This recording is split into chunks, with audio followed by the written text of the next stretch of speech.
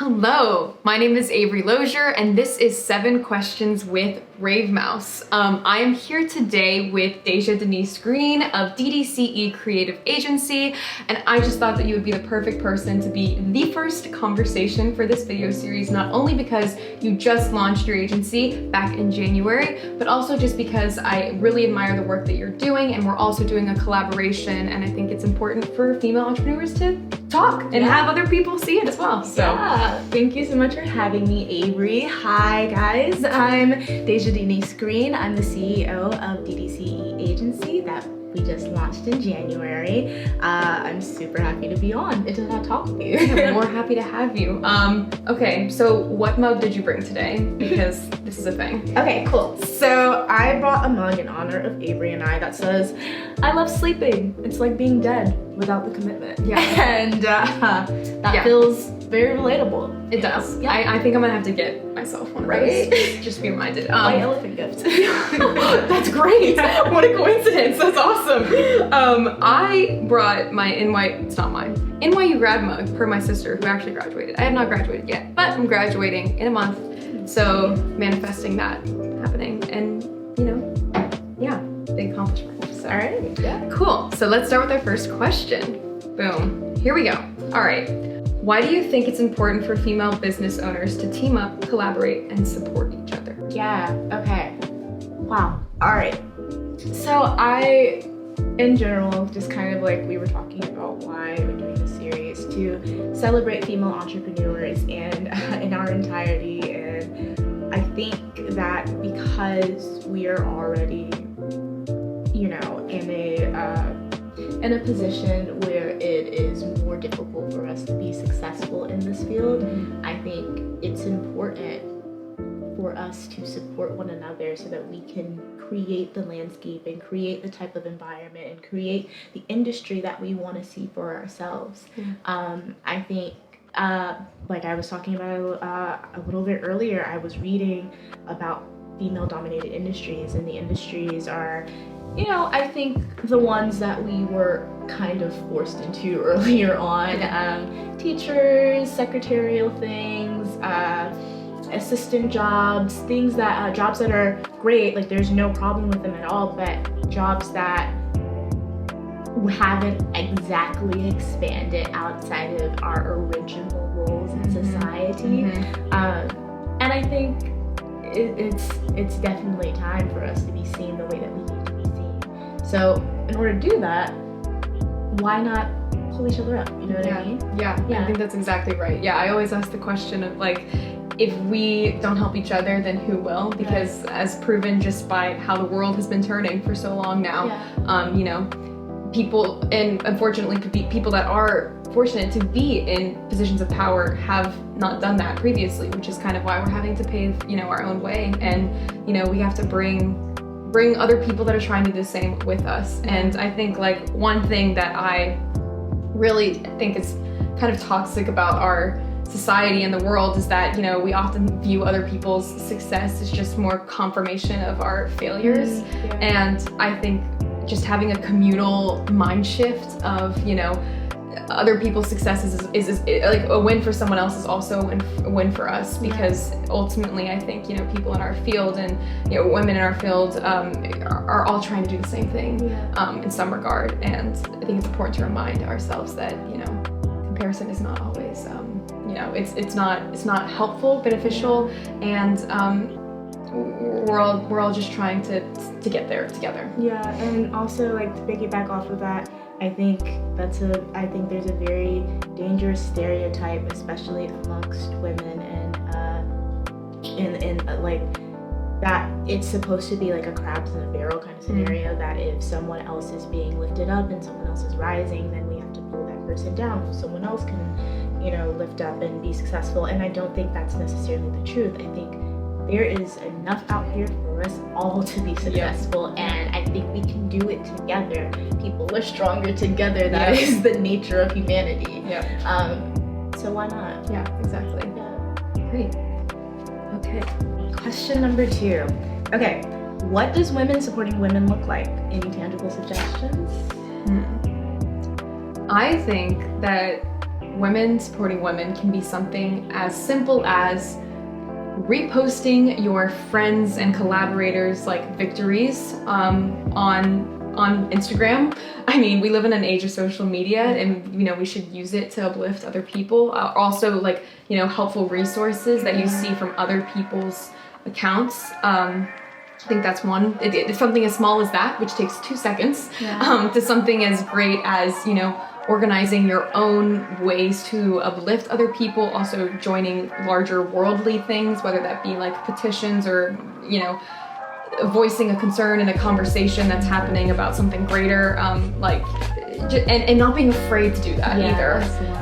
You know, like, even again, we live in a social media world, like, don't be afraid to say what you think about something, even if it is just something as small as on your story or something, because it will touch home to someone. And if you didn't, you know, it's not vocalizing what at least I deem to be like something that I hold really close to my heart. If I didn't say something, it would feel wrong. Yeah, I know exactly what you mean. And to piggyback off of that, I think even holding space sometimes for when you do see another woman maybe going through something that you've been through, or even if they don't feel like they need the space, but sometimes just offering, like just offering. I know for me, like, that makes my day. If I'm like posting something in my story and I'm like, this is so rough, like, I'm feeling overwhelmed, and someone's just like, hey, like, are you good?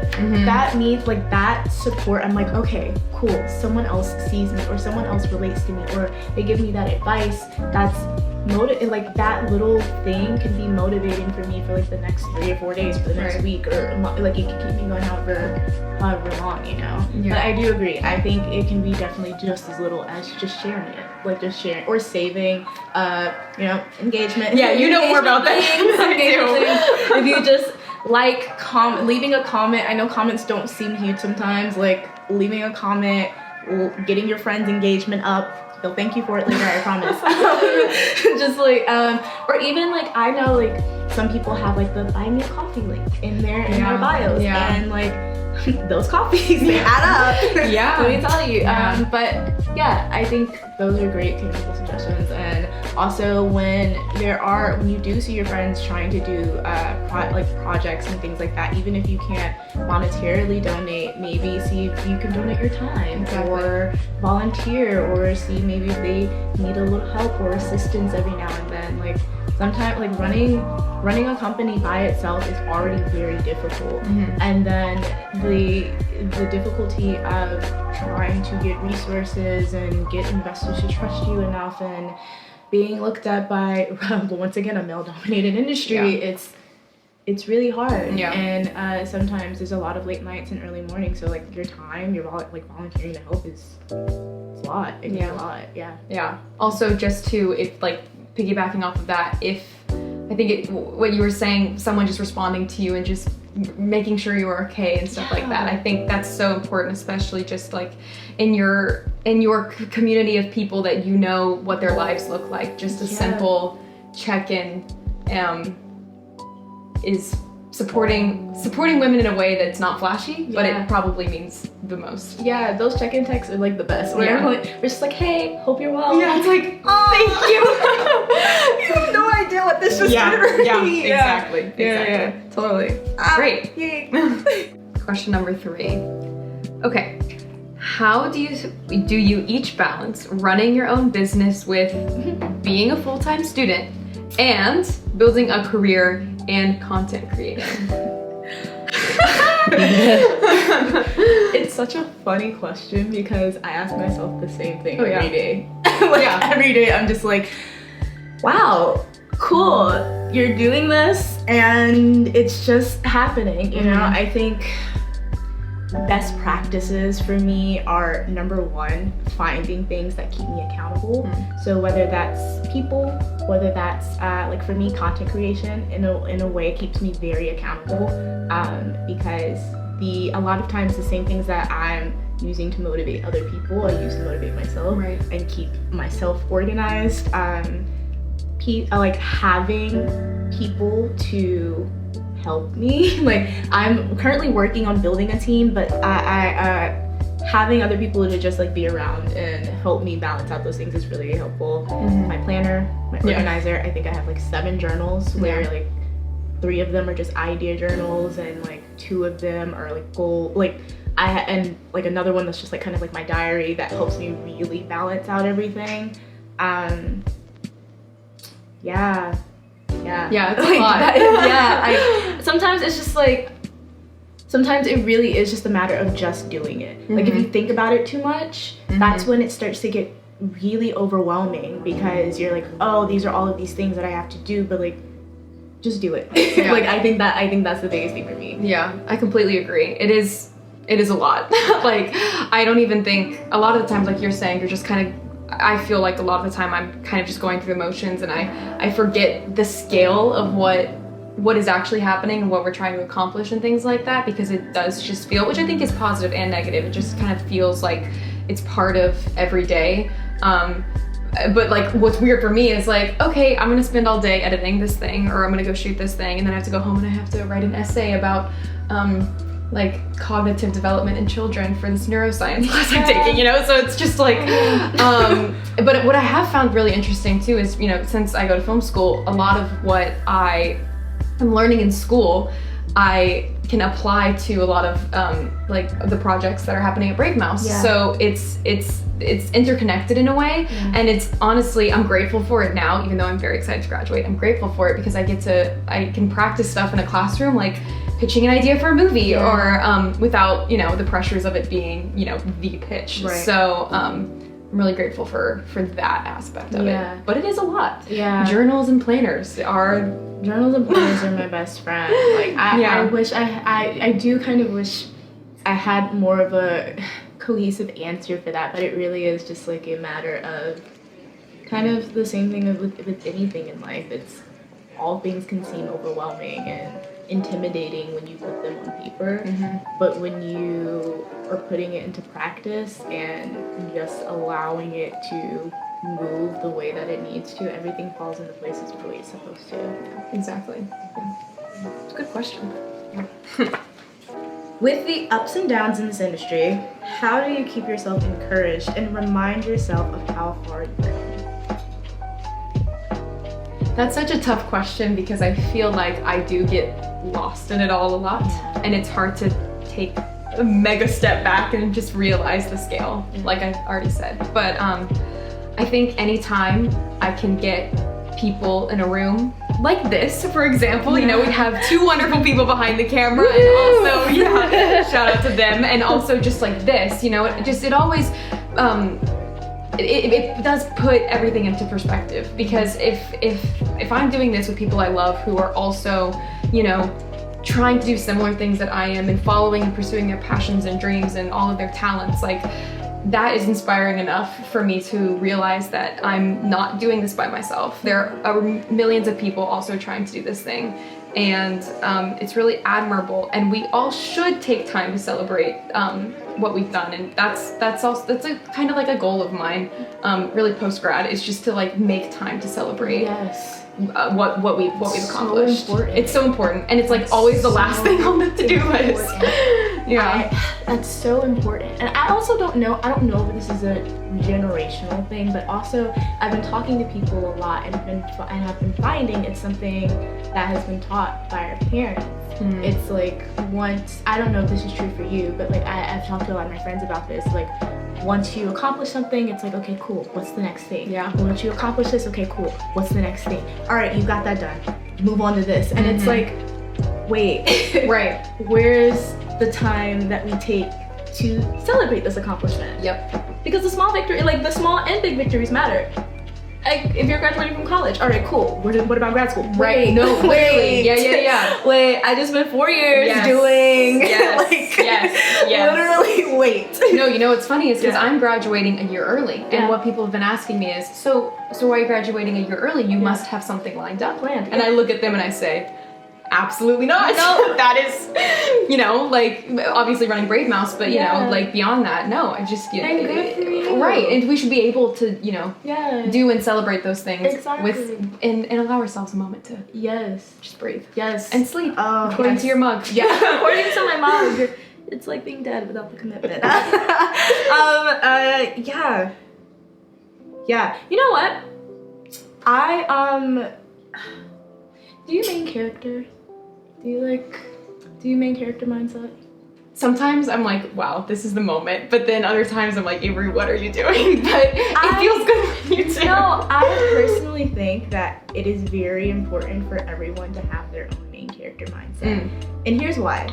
Because I feel like sometimes when you're in the mindset of being like a moving piece in someone else's life, or not even, maybe even on a grander scale, being a moving piece in like the system or society or wherever or industry that you're in, you lose sight of your kind of personal awareness.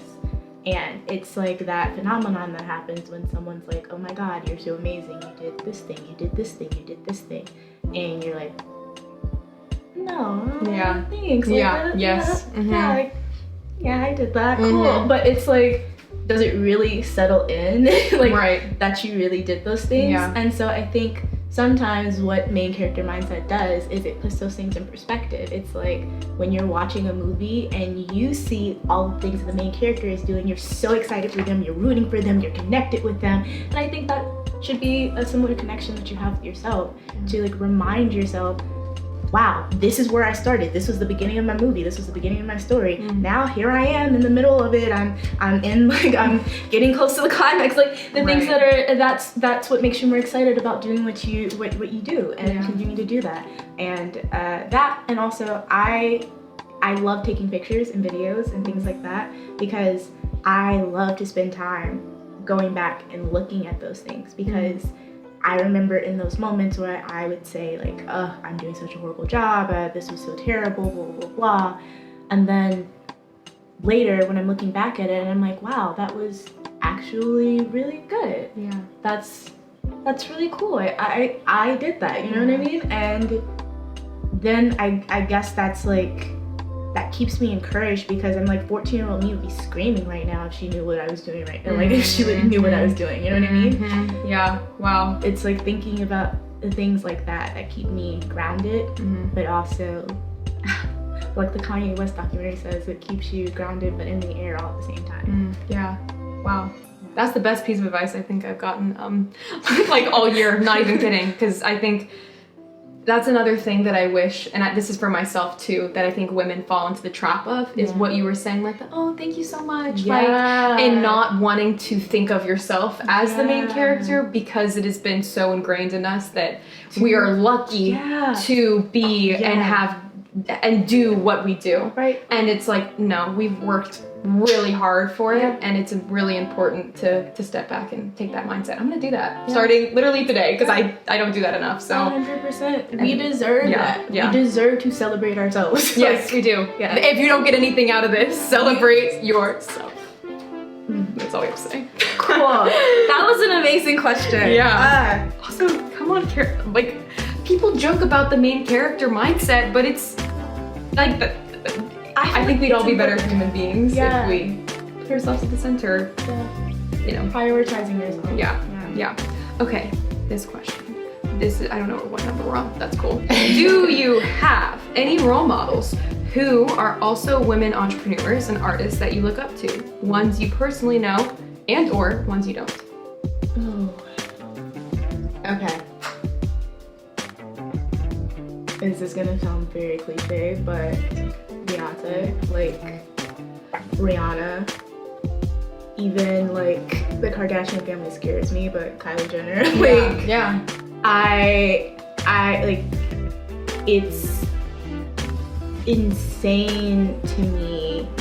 Not even insane. You know what? Let me rephrase that. It's amazing to me. It's beautiful to me, the amount that these women have accomplished in the entertainment industry. And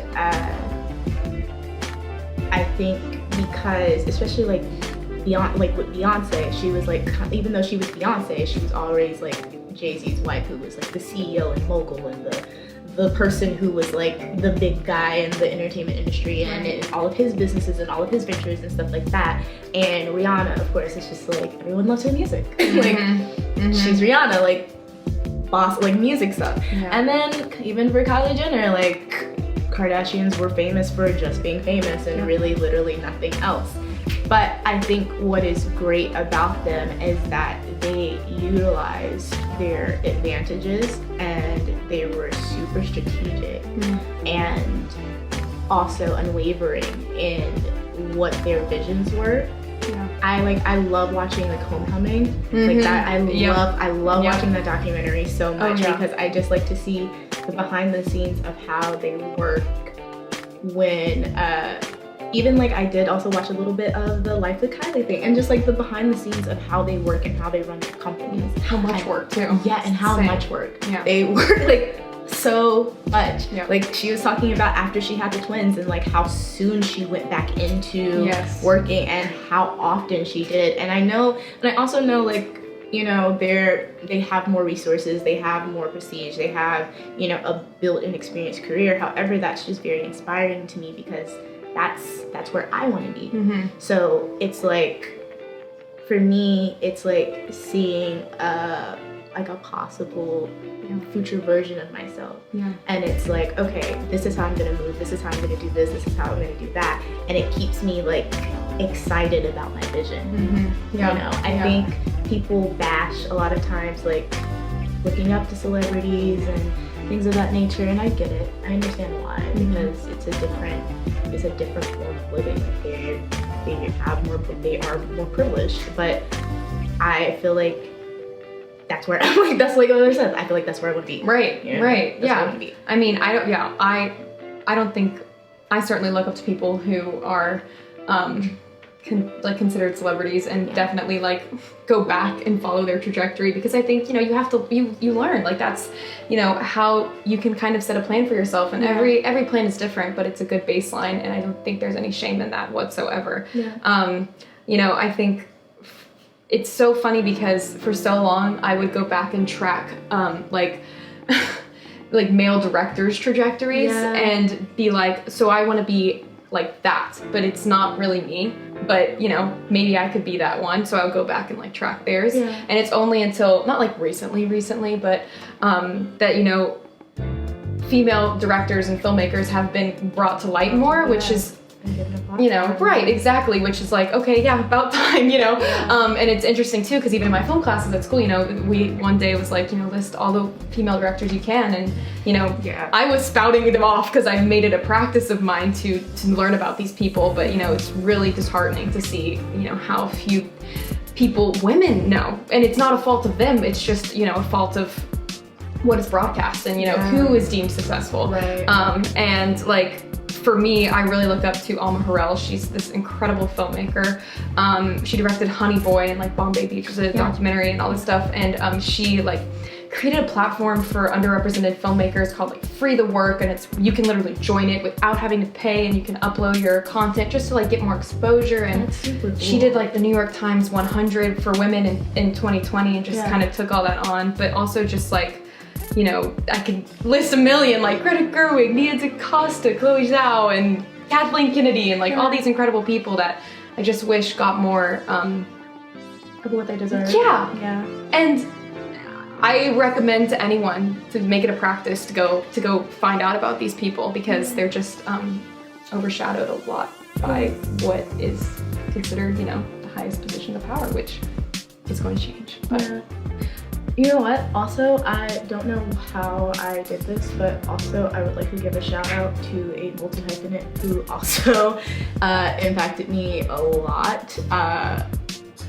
A couple years ago, which some other people in this room also had the opportunity to do. I got to do the Nine Muses Lab and also work under Bryce Dallas Howard with Nine Muses Entertainment. And I think actually that hands-on experience was super important for me to watch her like really handle being a multi-hyphenate. And being a multi-hyphenate on that scale, I think is also super inspiring. Yeah. And talk about, once again, how to, like, talk about what we were talking about earlier, how someone balances all of that. I don't know.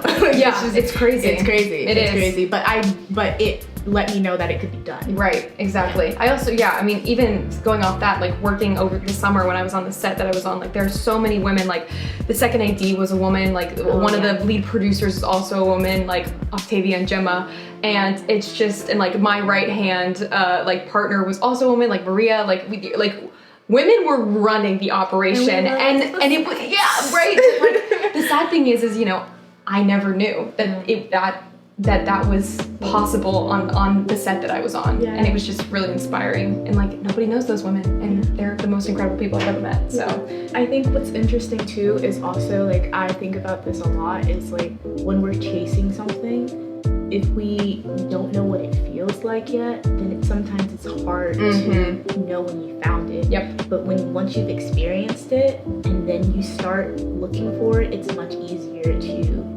recreate. You know what I mean? Right. Yeah, I agree. And just like generally, also to, like, I think it's important.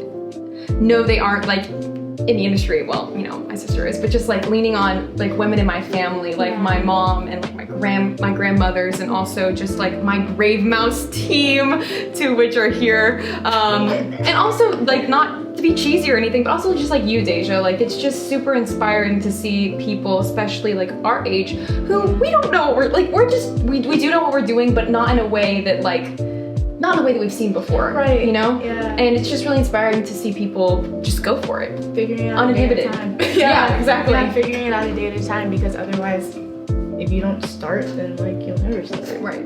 Yeah. Great question. Okay. Oh yeah. What advice would you give to other young women who want to start their own creative company? This is my favorite question in the entire world. Yeah. Because like you were talking about earlier, thinking about your younger self, what you would want to hear. Not that like I'm old and wise and know everything, but my advice would be, and I'm gonna address the people. My advice would be just to do it, and to do it especially if someone has told you that you can't do it, because no one's gonna do it for you. And what gratification to look back at those people who told you couldn't do it and show them all that you have done. And even if you're terrified, once you enter that, you'll find women like us who want to support you along that journey and understand what it's like. And so, do it. Don't be afraid, and don't be shy of collaboration. No, yeah, I would say that too. Your collaborators are so important. I think if you're thinking about starting a company and launching your own, even if it's not a company, if it's just your own venture, your own project, doing the film, I think lean on your collaborators, the people that you already like working with, the people that you've already created with, and bounce your ideas off of them. Feedback is very, very important. I would also say find inspiration. Inspiration is very important, whether that is doing, a little competitor analysis and like finding some like other companies or ventures or other things that you want to base your company off of, or your structure like, or similar aesthetic or similar branding to. And I would also say find a mentor. A mentor is, I think that has been the biggest catalyst for me, is once again knowing, like seeing it done and then knowing that I can do that. Because I think sometimes visions are short-sighted by thinking about what can't be done. And I think the other thing I would say is always focus on what can be done. I think the word impossible doesn't really exist in this realm. Entrepreneurship itself is literally based on an idea. So why not? I think that's the other thing. Why not? All the reasons that someone says you can't, very similar to what Avery was saying, are all the reasons that you can. Yep. Yeah. Nothing else needs to be said. That's perfect. Also, mentor. I didn't even think about that. That's so huge. Yeah. So huge. How can we continue to celebrate female entrepreneurs in a meaningful way? Yes. Okay. I think kind of like we started the video with, let's not treat female entrepreneurs as a novelty. I think we should treat it as if it's supposed to be. Like, that's the way things are, that's the way things should be at a base level. That is what normal should be. I think uplifting female voices in environments where you don't really get to hear or see them. I think the tangible suggestions that we mentioned earlier about supporting female businesses, I think if you are in a space or a place to provide opportunities to female entrepreneurs and up-and-coming female professionals, female artists, creators, everyone, do so. And I think being conscious of it, I think it starts with awareness. So definitely educating yourself and being aware, and also being an advocate. And also joining us in celebrating our small victories. Yeah. Whenever, I know sometimes, like, once again, there's so many stereotypes about social media, but like, I think sometimes people can be so judgmental with people celebrating themselves. And I think instead of meeting that with resistance and negative energy, join us and celebrate with us. I think that's what support looks like. Yeah. That was, I don't know. That's everything I would say and more. I mean, yeah, I think just going back to, we do live in a social media age. It's just the reality of it. And it's so easy. It's so easy to just put something on your story, reach out. So easy, just as easy to send a text message or a phone call, or, you know, you already mentioned so many like great ways to like support the person as an entrepreneur. But I also think, and you already mentioned this earlier too, it's equally as important to treat the entrepreneur as a human being as well. Because I think a lot of time, you know, when you're trying to do what we're trying to do and are doing, you can feel like a sponge. Yeah. I've used that term a lot lately, and it's really important to be reminded that you are also a human. And it's okay to take a break, and it's okay to celebrate yourself. It's okay to have your main character moment.